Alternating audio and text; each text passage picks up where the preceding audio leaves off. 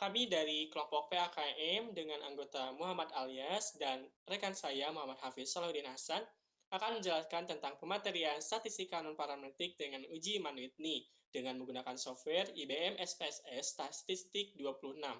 Dengan tujuan, setelah menyelesaikan praktikum, mahasiswa diharapkan dapat menyelesaikan masalah-masalah dalam pengujian apakah populasi itu berasal dari sampel yang sama atau tidak berdasarkan uji Manwithney. Dalam pengujian Mann-Whitney, pengujian perbandingan dua kelompok berasal dari sampel yang saling bebas. Uji ini merupakan alternatif apabila normalitas pada statistika parametrik tidak dipenuhi. Dengan kata lain, bahwa data tersebut berasal dari distribusi yang tidak normal. Uji Mann-Whitney juga bisa dapat dilakukan berdasarkan data dengan skala pengukuran maksimal ordinar. Dalam pengujian Mann-Whitney, terdapat beberapa langkah-langkah pengujian hipotesis yang dilakukan, yang seperti kita ketahui bahwa terdapat 5 langkah pengujian hipotesis. Yang pertama, perumusan hipotesis. Hipotesis 0, yaitu distribusi antara range dari sampel yang diambil dari populasi 1 dan range dari sampel yang diambil dari populasi 2 adalah sama. Sedangkan untuk hipotesis alternatif, yaitu bahwa distribusi antara range dari sampel yang diambil dari populasi 1 dan range yang diambil dari sampel yang populasi 2 adalah berbeda. Selanjutnya, yang kedua yaitu besaran-besaran yang diperlukan. Terdapat beberapa poin yang harus dilakukan untuk melakukan statistik uji dengan besaran-besaran yang diperlukan. Yang pertama, menggabungkan nilai dari kedua data sampel. Yang kedua, memberikan ranking pada gabungan nilai dari kedua data sampel dengan nilai terbesar dan seterusnya. Lalu, untuk nilai data sampel yang sama, pemberian rankingnya merupakan rata-ratanya. Selanjutnya, menjumlahkan ranking pada sampel 1 disimbolkan dengan R1 sama dengan sigma dari I dari 1 sampai N RI. Lalu, sama dengan untuk menjumlahkan ranking pada sampel 2 disimbolkan dengan R2. Selanjutnya, kita hitung U1 dari sampel ke-1 dengan rumus U1 sama dengan N1 kali N2 ditambah N1 dikali N1 plus 1 dibagi 2 dikurangi jumlah ranking pada sampel 1. Lalu, untuk U2 yaitu N1 kali N2 ditambah N2 kali N2 plus 1 dibagi 2 dikurangi jumlah ranking pada sampel 2. Langkah selanjutnya yaitu langkah ketiga, statistik uji. Untuk ukuran sampel kecil yaitu N1 dan N2 kurang dari sama dengan 20, perlu dihitung U sama dengan minimal dari U1 dan U2. Sedangkan untuk ukuran sampel besar yaitu N1 dan N2 lebih dari 20, maka perlu dihitung nilai Z yaitu sama dengan U dikurangi N1 kali N2 per 2 dibagi akar dari N1 kali N2 dikali N1 ditambah N2 ditambah 1 dibagi 12. Lalu, untuk langkah selanjutnya, kriteria pengujian. Jika pada taraf nyata alfa, maka untuk ukuran sampel kecil, H0 ditolak jika nilai U hitung kurang dari sama dengan U tabel dengan U alfa dan derajat kebebasan N1, N2 diperoleh dari tabel nilai kritis uji U Mann-Whitney. Lalu, untuk ukuran sampel besar, H0 diterima jika nilai negatif dari Z 0,5 dikurangi 0,5 alfa kurang dari Z kurang dari Z 0,5 dikurangi 0,5 alfa. Dengan nilai Z diperoleh dari tabel distribusi normal baku dengan peluang 0,5 dikurangi 0,5 alfa. Lalu, langkah terakhir merupakan kesimpulan, yaitu penafsiran atau interpretasi dari H0 diterima atau ditolak. Mari kita berlatih dengan mengerjakan soal dari pematerian tadi. Misalkan, data nilai tes matematika yang diperoleh dari dua SMP yang berbeda yaitu SMP 1 Sisolok dengan N10 yaitu 10, 6, 4, 4, 3, 3, 3, 2, 2, 1 dan SMPN 1 Ciracap dengan N sama dengan 6 yaitu dengan nilai 7, 6, 6, 6, 4, 4. Dengan mengambil taraf nyata alfa 5%, apakah terdapat perbedaan peringkat sampel yang diambil dari populasi 1 dan peringkat sampel yang diambil dari populasi 2? Langkah pertama, perumusan hipotesis. H0 tidak terdapat perbedaan secara signifikan antara peringkat sampel dari populasi 1 dan peringkat sampel yang diambil dari populasi 2. Sedangkan untuk hipotesis alternatif, terdapat perbedaan secara signifikan antara peringkat sampel yang diambil dari populasi 1 dan peringkat yang diambil dari populasi 2. Lalu selanjutnya ada besaran-besaran yang diperlukan. Yang pertama, menggabungkan nilai dari kedua data sampel, yaitu untuk sekolah SMP 1 Sisolok dan SMPN 1 Cilacap. Lalu, memberikan ranking pada gabungan nilai dari kedua data sampel. Memberikan ranking pada gabungan dari nilai kedua sampel dari SMPN 1 Sisolok dan SMPN 1 Cilacap dengan ranking yang tertera pada layar. Lalu, selanjutnya kita menjumlahkan ranking pada sampel ke-1. Untuk pada sampel ke-1, ranking sama dengan 1 ditambah 4,5, tambah 8,5, ditambah 8,5, ditambah 12, tambah 12, tambah 12, ditambah 14,5, tambah 14,5, tambah 16,5, sama dengan 103,5. Sedangkan untuk jumlah ranking pada sampel kedua, R2, yaitu 32,5.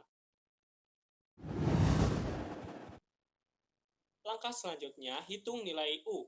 Untuk U1 diperoleh 11,5, sedangkan untuk U2 diperoleh 48,5. Langkah ketiga, statistik uji. Karena nilai N1 dan N2 kurang dari sama dengan 20, maka digunakan rumus U sama dengan minimum dari U1 dan U2, yaitu minimum dari 11,5 dan 48,5 sama dengan 11,5.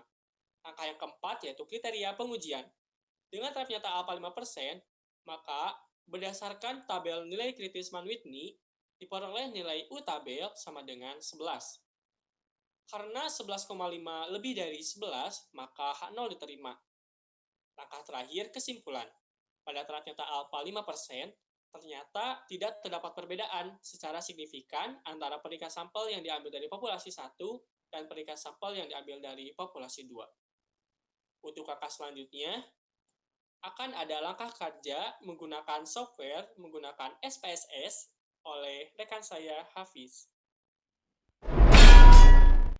Baik, di sini kita akan menggunakan SPSS untuk menguji Mann-Whitney pada data yang kita punya sebelumnya.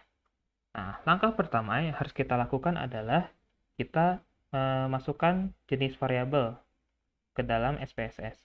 Nah, variabel apa saja yang kita punya, yaitu nilai dan sekolah. Untuk variabel nilai, kita cukup tulis saja di bagian name, kita tulis nilai, kita tab atau enter juga bisa. Kemudian kita lihat di sini type-nya kita biarkan, width-nya kita biarkan, desimalnya kita set ke 0.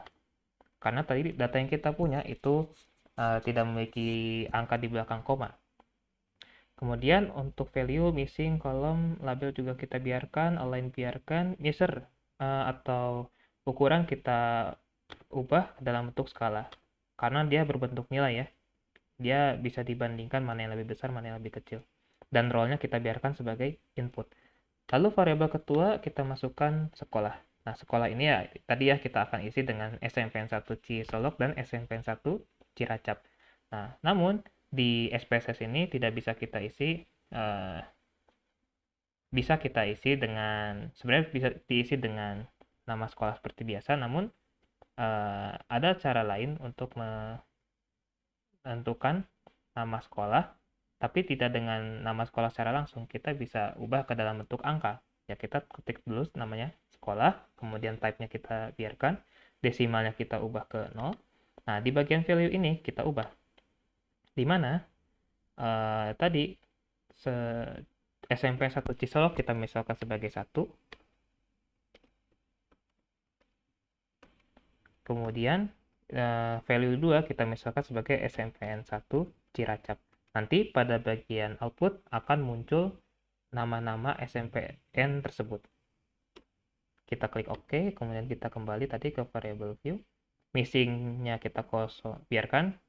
Kolomnya kita biarkan, align kita biarkan. Nah, untuk ukurannya kita set ke nominal. Lalu kita kembali ke data view. Nah, baru kita masukkan untuk nilai-nilai itu berapa dan sekolahnya itu apa saja. Kita masukkan nilai-nilainya dulu dari SMPN 1 Cisolok berarti 10, 6, 4, 4, 3, 3, 3, 2, 2, 1. Ini berarti kita simbolkan sebagai 1 ya, karena dia punyanya SMPN 1 Cisolok. Kemudian untuk yang SMPN 1 Cilacap, berarti kita masukkan nilainya 76664. Ini kita masukkan sekolahnya itu berarti 2 ya. Nah, sudah seperti ini dimasukkan. Kemudian kita lihat di sini ada menu analyze. Nah, kita pilih klik analyze, kemudian kita pilih non-parametric test, kemudian kita pilih legacy dialogs, dan kita pilih two independent samples untuk menguji Mann-Whitney. Nah, kita lihat di sini sudah masuk ke bagian two independent sample test. Kita pilih nilai, kemudian akan kita masukkan. Karena nilai ini akan kita uji, kita masukkan ke test variable list. Kemudian untuk pengelompokannya, karena kan dia terkelompok dari 2 sekolah, ya berarti si sekolah ini yang akan kita masukkan ke grouping variable. Nah, ini kita sudah set dulu untuk grup 1 sebagai 1 dan grup 2 sebagai 2. Kita klik continue. Kemudian untuk test type. Nah, karena tadi kita ingin menguji Mann-Whitney, ya kita biarkan saja seperti ini. Ya, karena sudah sesuai dengan apa yang ingin kita uji. Nah, sudah seperti ini, kita klik OK. Nanti kita akan keluar outputnya seperti ini. Nah, kita peroleh 2 tabel. Untuk tabel pertama, kita abaikan kolom untuk mean rank dan sum of rank-nya. Kita cukup perhatikan sekolah dan N-nya.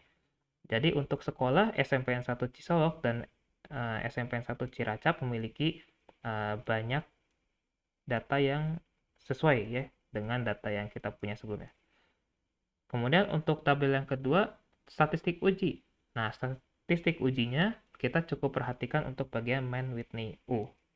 Nah, kenapa demikian? Karena tadi kita punya Mann-Whitney itu memiliki sampel ukuran kecil. Nah, biasanya Mann-Whitney U ini lebih digunakan untuk sampel kecil.